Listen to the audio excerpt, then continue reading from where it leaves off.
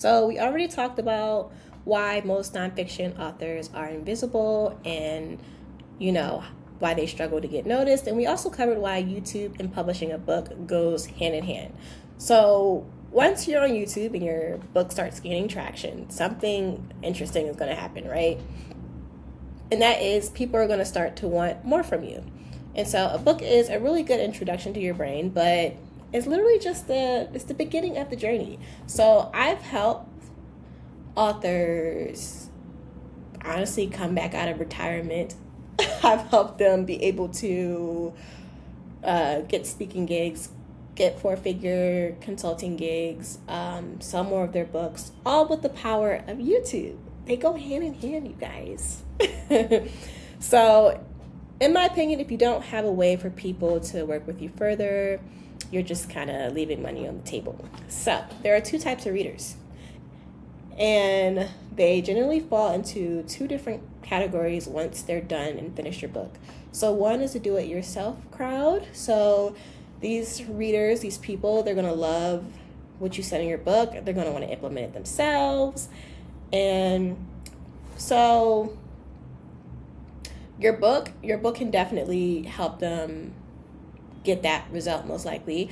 But if sometimes they again just want to go deeper and they just want to learn more about it, or learn what the next step is. And so in that case, then having tools, templates, courses to help them do that would be helpful. And then there's the second type, and it's to do it for me or with me people. So these are the people who don't just want the information, and they kind of just want the transformation like yesterday. So they're going to be looking for like direct access, strategy calls, consulting, some type of high level, high ticket support to make sure they get the results that they want. Like, for example, I had an author client, and I had sent out an email, and I was talking about like video sales letters, and apparently he didn't even have an offer, but he just created one. He created the video to sell that consulting offer. He put the video on YouTube. He sent the video out to his email list, and he got like 3 high ticket consulting gigs. We love people who actually take action. But yeah, and he said somebody emailed him back and was like, I didn't even know you did this. Sign me up. So there's always going to be people who want to have more from you, but you just gotta give them the opportunity. You have to let them know what you have. So to build a business around your book, if you don't already have one, then you can just sort of like understand this very simple flow. So one is a traffic engine, so that's YouTube. And YouTube is, we have the book, but this is like basically when a viewer watches a video of you explaining the concept from your book, you're putting a face to the words. So sometimes when we read books, yes, we might remember the name, but there's only a few people where I remember the face of who wrote that book. And most likely when I remember the face of who wrote that book, it's because they have a sort of like YouTube channel or video podcast that goes with it. And so the next thing is sort of like a bridge. And so this can be a landing page. So one of the biggest mistakes that an author can make is sending all of their traffic, YouTube traffic or not, directly to Amazon.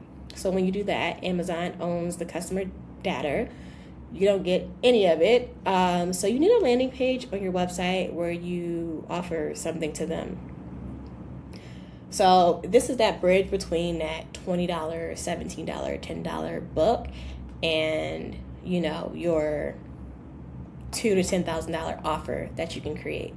So when you create a bridge or a landing page, this can be to like a free lost chapter. It can be a digital workbook. It can be a checklist, a resource guide or template mentioned in your book. I know there's a few authors where if they have like a QR code in their book or they have like a website, they'll be like, hey, go to this website and get this. And that's basically how you turn your reader into a subscriber.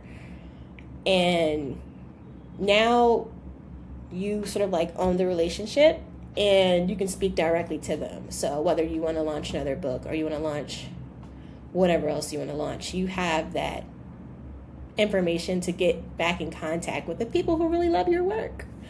Okay, so now here are 7 different ways that you can monetize your book beyond the sale once you have that email list of people who, trust your methodology. So number 1 is like a strategy call. So this is like the fastest way to start. You can offer 30 or 60 minutes of your time to help someone apply your book's principles to like their specific situation. You can start the strategy call like, I don't know, $97 or $197, depending on who your audience is. Now, if you have a higher ticket audience, then you can charge more, of course.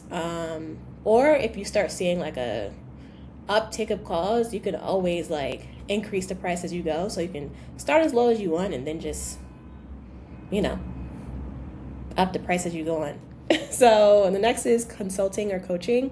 So this would be like the next step from a strategy call. So maybe you had an hour, 30-minute strategy call, and they're like, okay, well, what if I want more help beyond this? Well, that's when you then offer 3-6 months of kind of like hand-holding and accountability. And yeah, people will pay a lot of money for this type of direct access. I've seen consulting, I think the highest consulting package I've seen is like $50,000 for like 6 months. So yeah, it just depends on who your audience is and how much you want to offer it for. Then there's also memberships and communities. So basically creating a private space for your readers to discuss their themes or discuss your themes, and sort of like, you can do like templates or monthly Q&As from you. Memberships are fun. I would say if you're going to do a membership though, just make sure it's worth your time. When I first launched my membership, I made the mistake of doing like weekly calls, but I didn't have the amount of people that I needed to make that like a feature that made sense. So I just ended up turning it into a one-on-one program. So yeah, there's that. And then there's also digital tools, digital templates. A lot of authors just kind of give this away for free as a lead magnet into their list. But I don't know, you can build a library of templates and sell that. There's also like online courses, basically kind of like the video version of your book with visuals included. Another thing is speaking engagements. So using your YouTube presence as your speaker reel to get booked for corporate stages, conferences. And this one, the speaking engagements, I actually find that a lot of authors, they're like trying to like pivot into this. And the book is great, but having a YouTube channel where people can actually see like how you're talking and how you're explaining things, they can then start to picture and see sort of like how you're going to be talking on the stage, So again, it helps you. And then the next thing is affiliate partnerships. So recommending tools or products that you mention in your writing and earning a commission on every referral that you're sending to that person. I was talking to a bookkeeper, I think that's what she is, the other day. She has a book, and she said at one point she was making a very large sum of money from QuickBooks and their affiliate program. So she had it in the book, and she was just like, having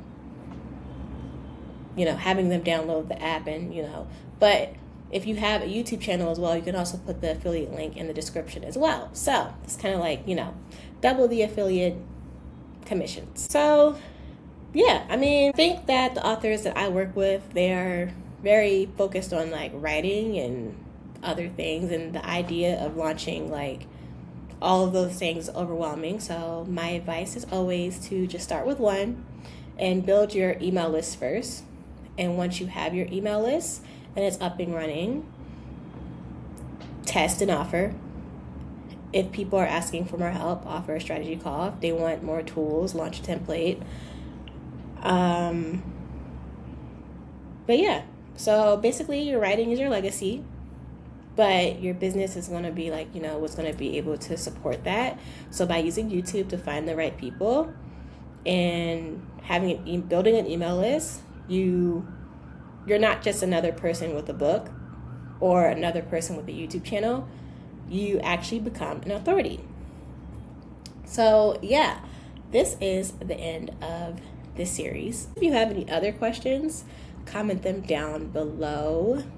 And yeah, I mean, thank you for watching, and I will see you in the next video.